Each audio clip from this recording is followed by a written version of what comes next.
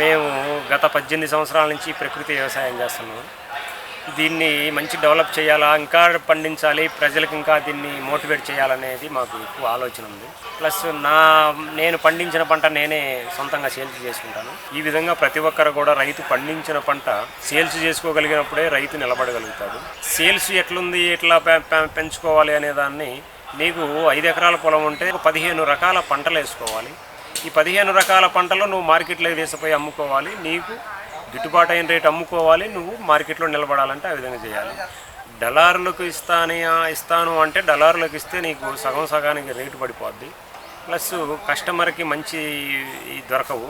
కాబట్టి ఇవన్నీ కూడా మనం ఎట్లా చేయాలంటే మన పంట మనమే అమ్ముకునేటట్టుగా దీన్ని మోటివేట్ చేయాలి.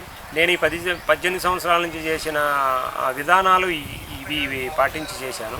కాబట్టి మార్కెట్ అనేది ఈరోజు మన దగ్గరికే వచ్చి కొనక్కపోతున్నారు. మనం చేసే విధానాలను బట్టి ఉంటుంది, మనం పండించే విధానాలను బట్టి ఉంటుంది, మనం అమ్మేది కూడా ఒక రేటు, దాన్ని ఒక రేటు ఫిక్స్డ్ చేసుకున్న తర్వాత ఆ రేట్లనే కంటిన్యూ కొంతకాలం అదే రేటును కంటిన్యూ చేసుకోవాలి.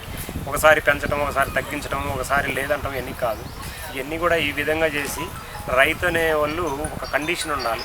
ఆ కండిషన్ మీద నడిచినప్పుడు మార్కెట్ అనేది మన చేతుల్లోనే ఉంటుంది అనేది మా లెక్క.